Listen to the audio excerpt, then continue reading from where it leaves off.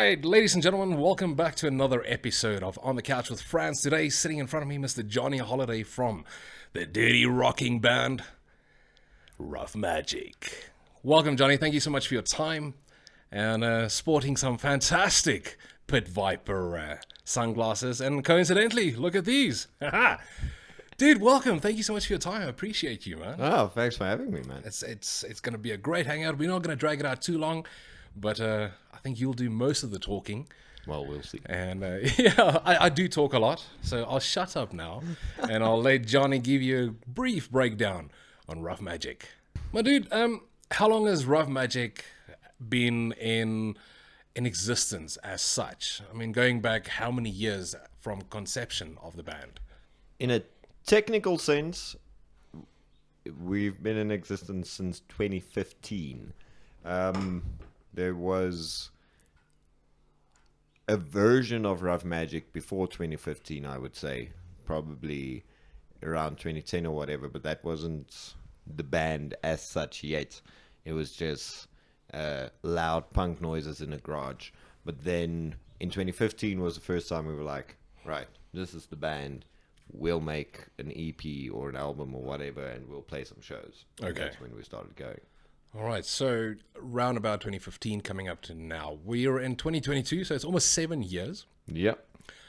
You are not just a local South African band. You're an international band, right? Touring Europe, elsewhere. Tell us a little bit more about that and, like, yeah, where, how, why the countries that you did tour to, like Germany, etc. Well, I guess because we get lumped in with stoner rock bands and doom metal bands and stuff like that a lot, because we have a lot of that in our sound, even though I think we have a variance of different sounds. And that's just, in the world right now, the biggest place for those genres of music. They have all the festivals, they have the big touring bands, they have everything like that going on. So it just seemed like the logical place to go. We ended up getting ourselves on some festival lineups in the first year that we went touring, and because of the festival lineups, we were able to plan a tour around that.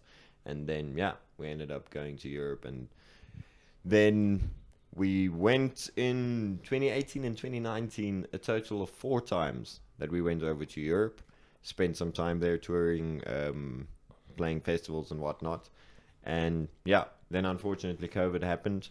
Couldn't be surprised. So 2020 and 2021 was supposed to be more of the same, but we got halted on that.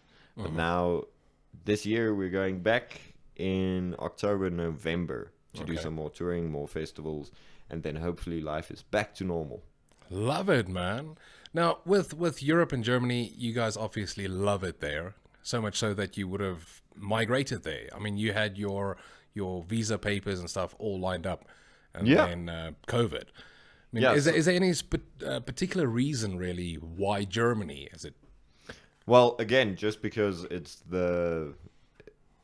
where most of the bands are and where most of these shows and festivals are happening. And Germany is quite big on it, but also Germany is in Europe quite centrally placed, because it's got the western side of Europe on the one hand, the eastern side of Europe on the other hand, and both sides dig the music, so Germany is kind of like a little sandwich where you can just, from there, if you have a home base, you can travel everywhere.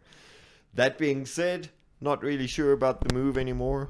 Obviously, of course, things happened with COVID and that kind of stalled us. We're still technically approved to go over, but right now the world needs to just be more stable before we can make plans like that. Right, yeah. Easier to plan a tour than it is to plan a move, Absolutely, man. Now, with your sound, or the Ruff Majik sound, obviously it's more accepted, can I say, perhaps, in European countries. The movement in South Africa, the following of Ruff Majik, if you had to scale it down, would you say it's in the same percentage bracket as followers, South African versus European? I don't think so, no. But we are building on it. It's growing, or it's been growing over the years, and especially now, before we went to Europe, the first time around, we were playing a lot, but not to a lot of people. Okay. But now it's we get on some big lineups with most of South Africa's best. Like we've done some shows with Folk of Politica now. We're doing some shows with Volvadinia. There's some unannounced shows coming down the line with Facing the Gallows, which is going to be sick. That's going to be at Sinage also, is it not? I think so, yeah. Yeah. We did a show with Blackjacks just now last weekend, which was absolutely amazing. So, yeah, and then hopefully we'll get to the rest as well, you know. Right. We'll get Fuzzy Gish and Springbok Nude Girls. We'll get all of those ticked off this year, potentially, I'm hoping. Absolutely, yeah. man. So, and then when we do shows on our own, we're now playing to a lot more people, you know. We're playing to full venues and whatever. So I do think the following has increased, but it's percentage-wise, it's still not the same thing, you know. Right. So mostly we're catching people who are out for a good time, and luckily we deliver good times. Oh, But absolutely. But You it's can't not- see my eyes in these Pit Vipers. It's not sponsored by Pit Viper, but maybe you'll find a description in the link below. Yeah, but yeah, no. So yeah, I think we're definitely building up a following at a rapid pace, and like, yeah, gonna keep doing that, and then potentially have a lot more in South Africa. Awesome, man. Now, I feel, in my personal opinion, that Ruff Majik is a successful band. Multiple tours, international, touring South Africa. Do you guys have a recipe? Do we have a recipe? Yes. Do you have a set recipe? Like, this is our plan, our mission statement. To Yeah. say, okay, this is how we're going to do it, and follow through with it. I think I have a recipe. Okay. The rest of the guys, I think, are, you know, they work with whatever I decide to work with. Right. But yeah, I always have a plan for what we're going to do next. And until COVID happened, a lot of that focus was specifically international. You know, I was like, we'll do a couple festivals, then we do a couple more festivals, couple tours, couple more tours, you know, until we build a thing there, then we can move there, then we can do the whole thing. But then obviously COVID put into perspective for me how necessary it is to have a home following, you know, Yeah. a home country following. So that's been a big part of my focus over the last year or so, is just pushing for that to make sure that's actually happening. And then from there, we'll take it on. You know, we'll still do Europe as much as I've been focusing on that. But part of the recipe or part of the plan now is to build just a home base following as well. Yeah. And then go from there. Because I reckon a lot of bands are doing it, and they're doing it really well. Like Black Hat Bones comes to mind. Those guys have been playing for a long time, and Yeah. they play everywhere. And then, you know, there's not a lot of bands that are able to do South African tours. So, and they do it every year. Yeah, yeah. And fantastically. So now I'm stealing their recipe. It's reutilizing, I'd say. Reutilizing. No, I'm joking. No, they're all very sweet guys. There's no nefarious things happening, but I'm definitely looking at their career trajectory and thinking, I could use that. I know how to use that. So, but yeah, but it's not fast and loose, you know. There is always a plan, but it's not very glamorous. It's a lot of admin. You know? Right, right. And admin's boring. So, you know, don't want to bore people with how many emails I send per week or whatever. Right, right. Who's in charge of the touring schedules? I mean, we've got the likes of Mongrel Records, which you're a part of their camp also. Praise the Loud, Yolandi, them that work with Fuzzy Gish and the Nude Girls. So who is in charge of your touring schedule in South Africa? So touring in South Africa, or at least the touring schedule, is usually figured out between me and Warren Gibson from Mongrel Records. So we kind of I figure a lot of it out, and then I post some dates to him, and then we have a chat about what works best and whatnot. And then he does conversations with guys like Praise the Loud, for instance, and whatever, to get some other bookings for us as well. Yeah, so it's like a a team venture at this point. Right, and obviously that's part of why you are with Mongrel Records. Are you still with Plug Music Agency as your PR? Yeah. Well, so because it's the same guy, Yep. so we kind of run everything now. We run through Mongrel Records, but Warren's at the helm of it. So All right. and he sorts us out on the PR side as well, which is quite nice. That's fantastic. He's a hard worker, man. He's a very hard worker. Yeah. Yeah. Warren's fantastic. So, but yeah, that's basically it. That's So it's fairly simplistic. Like you said, if you bog it down too much, it kind of stifles it. Yeah, too many cooks spoil the broth. But but I mean, in a sense, also it is necessary to have a bunch of other folks working with you. But then it's more like you have promoters from different places. Like in Cape Town, they now have the Revival Company. And they're putting on a bunch of shows in Cape Town, so we've been in contact with them because, ideally when we're touring SA, we want to hit Cape Town and to get some shows done there. There's also the League of Doom, which we've done shows with in the past when we go to Cape Town. So we have local promoters to the places that we're going to and speak to them, and they kind of help out. Right. Almost like outsourcing. Yeah. Yeah. Because they know the venues, they live there, they know how everything works, Because I can just start phoning venues and that's fine, but it's better to have like a personal connection, I feel. Absolutely, yeah, do agree. Now, talking about Cape Town, when last did you guys play a show in Cape Town? Probably 2019. Oh, really? So pre-COVID? Yeah, pre-COVID. It was, actually, I can tell you specifically, it was April of 2019. I think we played a 420 show with the League of Doom, and then we also had a couple of other shows worked in between. And it was the last show we played before we headed out to our first European tours of the year. And then later in the year, there were plans to hit Cape Town again, but the obvious happened. Yeah. And we were kind of scoping things out, and then nothing happened. So we are pretty keen to get back to Cape Town because we always have a good time there. We always have stacked crowds and good lineups, and should be a pretty good show when we eventually get back. So yeah, all Cape Town has to know is we're on our way. They're on their way, yes indeed. Just give us some time. We'll announce at some point. It's going to be soonish. Lovely. Keep your eyes on the social media pages. With COVID happening, venues closing, ideas for Cape Town tour? Daisy Jones Bar, perhaps, other places? Daisy Jones Bar, I really want to hit. That would be sick. Also, Evol. Evol? Yeah, well, I don't know if I'm pronouncing it correctly, but it's Evol, as far as I know. That's how I spell it. Well, people have told me it's a sick venue.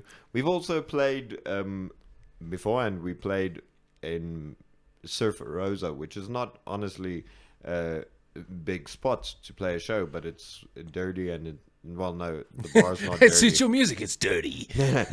No, I mean, it's like, it's a dirty show, because it's packed and people Right. Yeah, it's not dirty. No, it's a fine establishment. Let me just rephrase that. But it's, nice, gnarly, almost punkish show. So that's quite rad. So we'd be keen to hit that up again. And then, honestly, anywhere really. The idea is to do a weekender tour. That's usually how it goes. We'll see where it fits into the schedule, but probably we'll be aiming for something like a first Thursday, and then the Friday, Saturday, maybe a show on the Sunday. I don't know, and then Nice matinee show on a Sunday could work. Yeah, something like that. Yeah, so that's what we're planning on. We'll see how it goes down, but we're pretty keen. Cool, man. Now, The Devil's Cattle. Yes. Man, what a freaking album. Oh, thank you so much. Tell us more about it. Like it's been released since that came out 2020, right? 20 beginning 20. I can't. All these years, that's just been a blur. I think it did come out in 2020 in October. So this year October is going to be 2 years old. That's crazy. It's madness. Yeah, we never had a chance to properly tour it as well. So I guess there's not much to tell other than it. I was writing a lot when we were back from Europe, and we were kind of holding out and trying to see what's going to be happening with the world. And then we ended up releasing a record that was a combination of a lot of that. Right. Yeah, and it was just that was me going into I want to play a lot of different everything, you know. So we'll have a gnarly, super sludgy doom track on it with, you know, someone screaming their lungs out, and we'll have like a piano-y ballad, and then, you know, those all fit together on the same album. And I don't know if they really do fit together, but I just decided, fuck it, I'm just going to play whatever the hell I want. So started doing that. I mean, good example of that is All You Need Is Speed versus God Knows. Yeah. You know, that's complete polar opposite tracks, in my opinion. Do you think that the tours to Europe changed your writing process, your thought process on writing, coming back to South Africa and experiencing a bunch of other things there? Yeah, I do believe it did have some effect. Even the title from that album, The Devil's Cattle, came from like a German folk tale that we picked up. Somebody told us the one day, and then it just kind of stuck in my head, and I formed a lot of crazy ideas around it, and it became like this whole thing. So it definitely, you know, everything influences you in some way or another, and especially if you're playing a lot of shows, you're playing with different bands, you're seeing a lot of different festivals and seeing a lot of different bands there. And the overall umbrella term of stoner rock or doom or, you know, psychedelic music or whatever encompasses a lot. You have bands that are strictly, you know, 70s rock and roll sounding bands, you know, up to bands that sound mostly like the grunge movement. Then you have bands that play super weird psychedelic space out things, you know. Right. And then you have bands that are basically pop but with fuzz guitars. So there's just every kind of thing, and all of that influences you because you see it and you're like, oh, that's a good tune, you know. And then you kind of just borrow from everyone, right? Just little bits, and make things happen. And now we're working on a new album, which will be soon, is all I can say, because there's no official release date or whatever has been announced yet. And that's been weird because now there's been no outside influences from watching bands or going to shows, because we've been out of it for 2 years, you know, having nothing. So it's just, and I haven't honestly even been listening to a lot of music, and the music I have been listening to has been real weird, you know, like some Russian synthwave stuff or whatever. And I think that's contributed to something that's going to be completely strange. So, yeah, I don't know how people are going to feel about the new album, but it's going to be... I'm excited about it, man. It's going to be real weird. Weird. just know that it's going to be weird. There's a lot of heavy and a lot of not heavy and a lot of psychedelic and a lot of just fucking weird. It's just weird. But that's, yeah, again, it's like not one song sounds like the other on the whole album, so I guess that's our new thing now. That's Ruff Majik's sound. There we go, man. Everything. At least people know, hey, wait, that's Ruff Majik. Yeah, must be, because it doesn't sound like anything else that they made. Fantastic. So you can't even give us a scope. Is it going to be a 2022 release? Yes, no? You don't have to divulge. Yeah. No, it will be 2022. Okay, that's fantastic. It's definitely going to be this year. Yeah. If I get my way, it will be before we hit Europe again. Great stuff. So, if you listen to the whole episode, then you'll know when they're going to Europe, and gives you an idea of when they want to release. But will you do a double album tour, Cattle and the new one? Yeah, it will be a mix. I mean, because we never got a chance to play the Devil's Cattle, but we won't announce it as a tour for just the one album specifically. We'll go out to promote both and just play, all of the music. We've got a crazy set list at the moment, because the set list already includes music from the new album. Okay. And the Devil's Cattle. It's like a mix, and we've got probably 4 different set lists that we can play that encompasses different eras of Ruff Majik. And then if we stuck them all together, we could probably do about a 2.5-hour show, which we wouldn't. Oh, wow. Because that's just too much. It's 2.5 hours, man. It does become long. But, or however I'd rather say, is that with the different kinds of music or different sounding songs, you could potentially pull it out to 1.5 hours. And people won't get bored that easy, if I can say bored. I'm not scared that people will get bored. I'm concerned for, the health and safety of people. Just the Ruff Majik shows go hard, man. We go real hard. And then, like 45 minutes in, usually I'm like, oh, fuck, I'm going to die. And then I make eye contact with someone in the crowd, and I'm like, that guy's going to die. At least it looks like he's going to die. And then at some point I'm like, fuck, we should start tapering off now. Otherwise, people's going to die. We're going to get a lawsuit or something. Like we did one show at SUBSRIBE Bar. That's really hard to say, jumping from English to Afrikaans. And that was insane.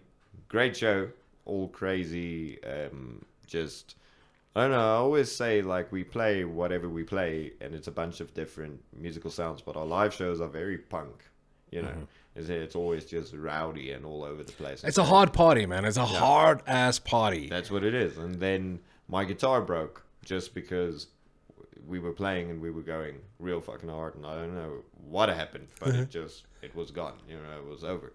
And then I just chucked it over my shoulder, which is not the best thing. That's probably why my guitars keep breaking. I have to stop just chucking them away.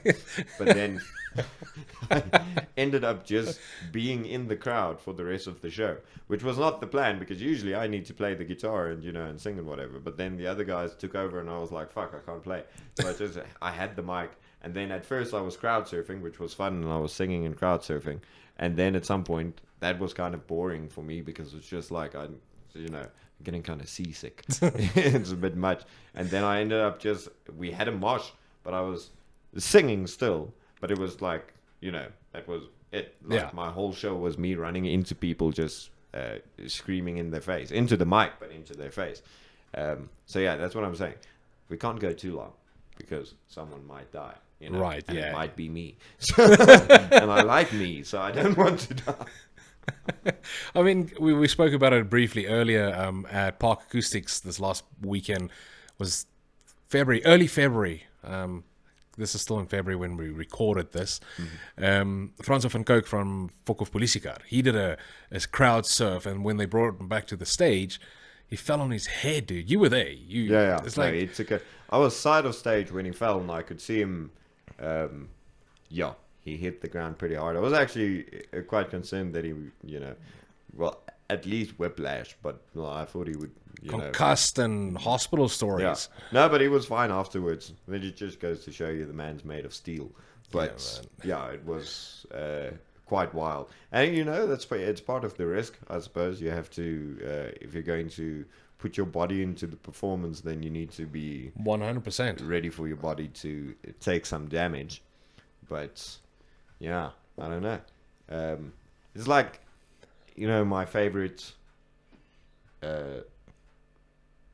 I'd say in terms of live acts, and I know they're not going anymore, but what I've always wanted Ruff Majik to be, and we've never reached those lofty heights, is Dillinger Escape Plan. Oh, wow. Because it's just fucking gnarly, And not in terms of music, just in terms of you show up to the show and it explodes. Right, yeah. It's like you watch a bomb go off and people just devour Bodies each other, everywhere. Yeah, and you dive into the crowd from atop a high rise or whatever, and swing around on the stage monitors, stuff like that. I want it to be that wild, but then I think you have a career cap at some point. Yes. You can only do it for so long, which is why Dillinger Escape Plan is not going anymore. At least I think that's why they're not going anymore, because It's a good reason, I suppose. yeah, it's like being a professional rugby or football player or whatever. It's like physically, you're only going to be able to push it up to a certain point, and then 32. yeah, no, not 32. Fuck that game. That's too close. We're gonna have to. We'll have to pump those numbers to 40 something. There we go. Now, Johnny, we've been talking about we, the band, Ruff Majik. Who else is in your band? So, the band consists of myself, right? Mr. Johnny Holiday. Yes, indeed. And my Pit Viper shades. Yeah. Very important. Not sponsored, but hey, endorsements welcome. Hey, yes. Please, throw them out there. Also, everyone needs to get a pair of Pit Vipers because they're sick. But I think I'm going to get myself a pair. You definitely Thanks for letting me use your secondary set, because that is how rock star Johnny Holiday is. He's got 2 sets of Pit Vipers. Dose. Yeah. What was I saying before? Oh, yeah. So it's myself, my Pit Vipers. And then we've got Mr. Jimmy Glass, who plays both the bass and the guitar, depending on what's happening in the show. But there's always like a musical chairs thing where we switch instruments, which is also a fun part of the show. So Jimmy Glass, but is essentially the bassist. Okay. And then we have Cowboy Van, which is another fun-looking man. He kind of looks like John Lennon if John Lennon, had a very big beard. which he did at some point, I'm sure, but just like he's got a very big beard. He also wears Pit Vipers, but then on top of that he has like a really cool cowboy hat, and he's a very handsome man, really nice to look at, fun guy. And then Mr. Chris VR, as we call him, Chris VR, also the singer for Acid Magus. Or Acid Magus. I'm not actually sure how they pronounce it. Did they say Magus or Magus? I had them on the couch recently. Yes. We did a recording. Yeah, the couch is still warm. He actually sat right there where you're rubbing, man. I know. It's like we've got a connection. It's a soul bond. Soul bond. Yeah, he's feeling me rub his butt right now. That's what happened. Yeah. Good fun, man. It's gonna get moist in there. Not here, because he's not here. You were saying. Oh, right. With the pronunciation of their band name, it is Acid Magus. That's the way I have it as well. But I've heard people say mages. Yes. All sorts of things. But I just, they're just wrong. I think as long as you know who you're talking about and you can express to other people, like Ruff Majik. Yeah. I don't know. Does anyone pronounce it that way? I don't. No, actually, people do. That's an interesting thing.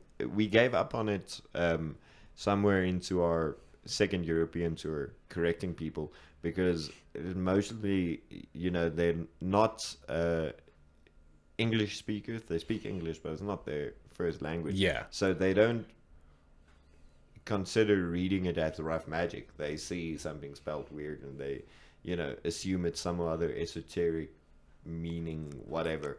So we've heard all sorts of things. Ruff Majik has been one.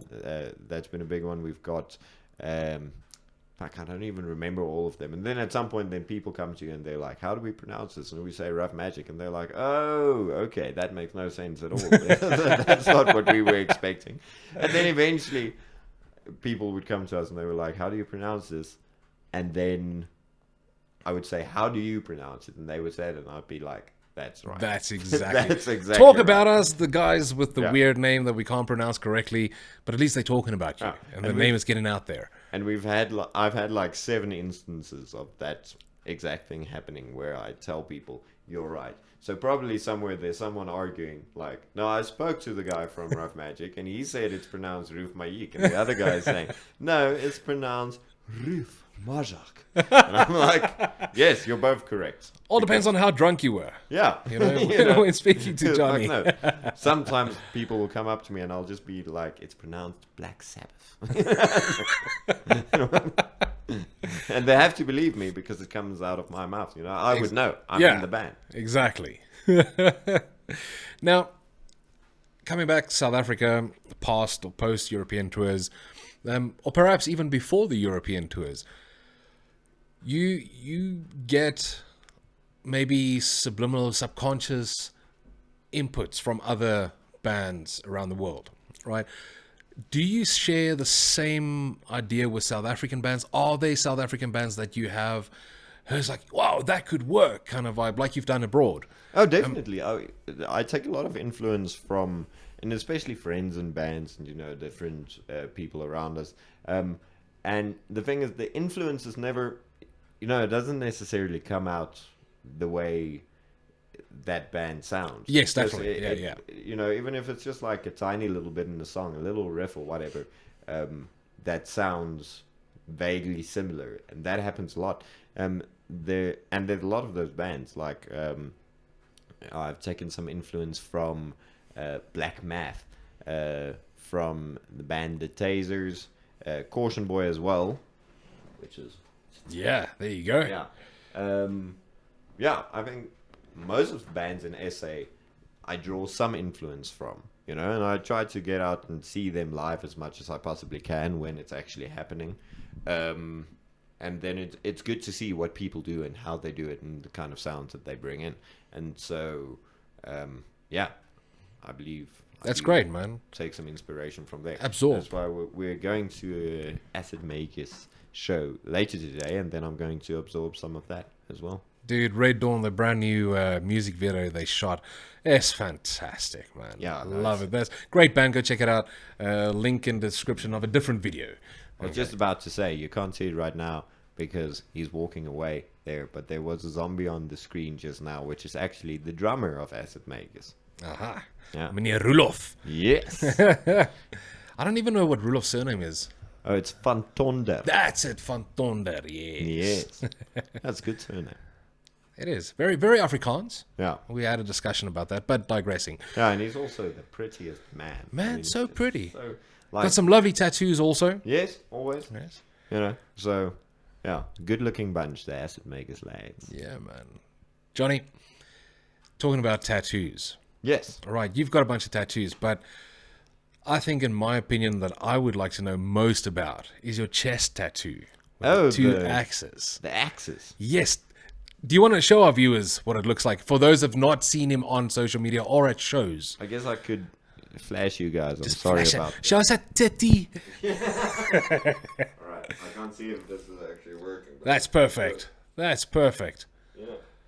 Now, where does that stem from? Because I've got an idea in my mind from elsewhere where I've seen very similar chest piece, Oh, yeah? but I'd like to hear your version. Okay, what's your idea? Well, there's this movie called Kung Fu Hustle. Yes. Shall I say more, or will you inform our viewers? No. It is actually vaguely inspired by that. I was looking for a chest tattoo idea at the time, and I decided it need to be some other weapon. And then, you know, also a very big fan of that movie, and I was watching it at the time, and I was like, oh, wait, this is a fantastic idea. But then maybe just have it look better. Not just a cokey marker draw on. And then, so, and I also like, a bunch of different things and a bunch of different styles, and specifically like Nordic, like old Nordic culture, obviously being metalhead, that kind of it always kind of comes in, and then the Native American culture also as well for me has been fascinating forever, and also in terms of tattoos. But it's, you know, being careful of not being socially what's the word I'm looking for? You know, not trying to rob someone's entire culture. Not trying to do that. Just like kind of respecting what the kind of art style and stuff that you Right. would see, and that works best for traditional tattoos. So I ended up, That's fantastic. Are you ever going to build onto it? I don't know.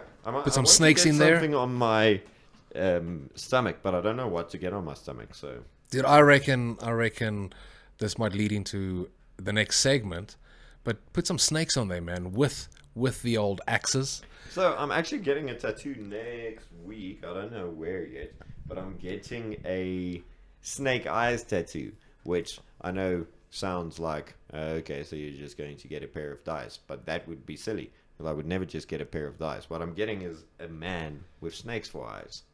Oh. Yeah. Oh. Eyes. Where do you get your tattoos done? Let's plug a bit. Actually, I have no idea where I'm getting this one done. Okay. I have a friend taking me. I'm being sticked for tattoos, so I'm keen. So if I could remember, I would tell you, but I have no idea where it is. But most of these I got from a place called the Black Lodge, who I don't think... Oh, with Sean Parents, they no longer exist. Yeah, they're no longer... And that's due to COVID, unfortunately. Yeah, I it's believe. terrible. Funny, So- most of my tattoos, or on my leg especially, came out of the Black Lodge with Yeah. Barry Hicks when he was still doing work there. Such a lovely place and lovely bunch of people as well. So I got a lot of them there. I got this one. I got done at the Humdinger Tattoo Emporium, which was fun. The chest tattoo, this one, and my classic mom. Love it. They come from Black Lodge. I have this one that I kind of ruined in the sun.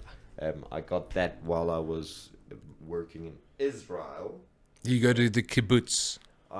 Yeah, well, we were at the kibbutz, but we were part of like a volunteer program that also, like, kind of did community outreach for, between Israeli and Palestinian citizens. So yeah, but we were there for about a year. Okay. Yeah, working hard in the sun. And then I got this Slayer tattoo. Oh. Yeah. And this was done by my wife when I was drunk one night. So not a studio. What was it? Was it with a block and a pin or something, No, and no, some no. shoe polish? No, so how this went down was we were having an argument, not me and her, me and my brother-in-law and another friend of ours, and we just, we were drunk and we were shooting the shit. And then at some point, Slayer was on the playlist, and one friend had his Slayer t-shirt on, and he said, I'm the only Slayer fan here because I'm wearing this t-shirt. And I said, well, I don't have a t-shirt, but I'm still a fan. My brother-in-law said he does have a t-shirt, but he's not going to put it on to prove he's a fan. And then the other guy was like, oh, you guys are just, fair weather fans. And I was like, fuck you, man. You know what? I'll get a Slayer tattoo. I'll prove to you that I'm a Slayer fan. And so my brother-in-law went, I will too. And this guy was like, well, fuck it. We'll all get a Slayer tattoo, Right. because we're being really serious but very drunk about this. And then my wife piped up from the background, and she's like, I do have a tattoo machine because I went to a couple of classes. And we were like, oh, sick. Now we totally have to do this because we were just really loud and obnoxious about it. And so we all got a Slayer tattoo that night. Fantastic, man. It's amazing it didn't end up... Show us again there. No, I mean, it's not ideal. It's like... But it's not one of those that end up on the Sucky Tattoos Instagram page. Honestly, Or- probably it could, and that's not my wife's fault. I was shaking a lot because This is fucking apparently sear. alcohol didn't do a lot to numb the pain, and I was bleeding a lot. But the thing is, it's got like shaky lines and whatever, and I think that's what a Slayer tattoo Dude, should look absolutely. like, you know? Absolutely. I dig it. Honestly, I should have carved it in, but Real Slayer fans carve it into their arms and cover it with tattoos. yeah. But yeah, so there it is. Johnny, starting to wrap it up, let's talk merchandise. Yes, Okay? indeed. Other than Pit Viper. Sponsor us. And them, and me. Yes, please. Where can people get your merchandise? What kind of merchandise have you got out at the moment? Time of recording, 5 February 2022. So right now, in SA, you can go to the Empire Music Store. It's spelled M-Pyre. That's online. You can check that out. They've got the Devil's Cattle vinyl. They also have a vinyl of one of our previous albums, Tarn. And they've got t-shirts and CDs. CDs of the Devil's Cattle, and then t-shirts with the brand of the Devil's Cattle. You can also go to Mongrel Records site. It will redirect you to the shop. And then our website, if you type in ruffmagic.com, there will be links that take you to places where you can buy merchandise. That's all up there. Although those are mostly like online fulfillment shops or whatever. So there's a variance of different designs and whatnot, but it does take a while to get to you. Of course, yeah. We're still working on getting a specific merch set up. And then the other option is to just come to one of our shows that we'll be playing. Next one coming up is with Vulvedinia on the 25th at Sonage. Okay. And that's with Satanam de Morgoth Satanam. Yes. Yeah. And we'll be bringing some vinyls with. We'll be bringing some CDs with. We'll have some T-shirts as well. So, yeah. And then any other shows we'll be playing in SA or overseas, honestly. You just pitch up and you'll be able to get them there. Right, fantastic. Just the last one on the merch, Johni. With the international buyers, right, people in Europe, America, all over, do they have a separate site where they can buy from to get it in their countries? Whereas with South Africa, we can buy it local and not have to pay that ridiculous shipping charges for us, of course. So we have some different options. There's a label called Black Farm Records.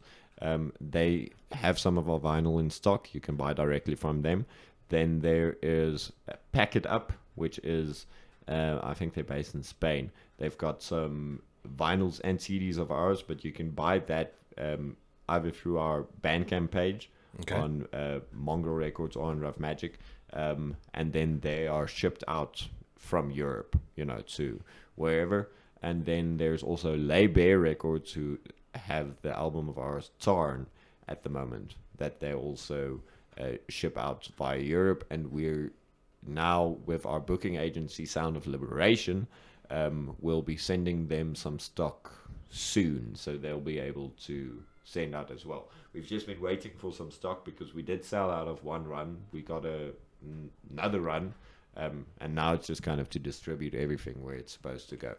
And the only thing we need right now is an American distributor, because even coming from Europe, it's still a bit expensive for the Americans in terms of that. But yeah, been looking around. I haven't found anyone yet. So if someone's watching this, fucking hit me up. I need an American distributor. There we go. Links in the description below. And on that note, I'm going to give you the opportunity to say final farewells. Anything you'd like to add to our hangout today? And No, I don't know. We've covered most of it. I think so, hey? Yeah. If you're in SA, come watch some shows. We're going to be playing a lot of them, and they're going to be quite big, and it's going to be weird lineups. We're going to be playing shows with synth bands, and we're going to be playing shows with metal bands, and we'll be playing shows with indie bands. We don't give a shit. We're playing all of the shows. Play all of the shows, man. We will play all of the shows. So come watch some shows. If you're in Europe, we'll be there soon. If you're in Cape Town, sooner than Europe, so hold out for that. Durban, I have no fucking clue. Hopefully soon. I haven't been in Durban in forever. And then we've got a new album coming out, and I can't tell you when, but it's coming out. It's before the end of 2022, and if you want to hear anything from it, like Johni rightfully said, come to the shows. Come enjoy it there. Be one of the first to hear it before it gets released. Yeah, and get ready for the weird. The very weird. But anyway, Johni, it's been great. It's been fun. Thank you so much for your time. Looking forward to have you back on the couch, or maybe from the live room over at currently undisclosed studio. That would be sick, because currently undisclosed studio is much closer to my house. Oh, absolutely, man. Ladies and gentlemen, on that note, subscribe, like, share, comment, follow, and buy some music. On that note, love you all. Take it easy. Keep it heavy. And remember, let metal shape you.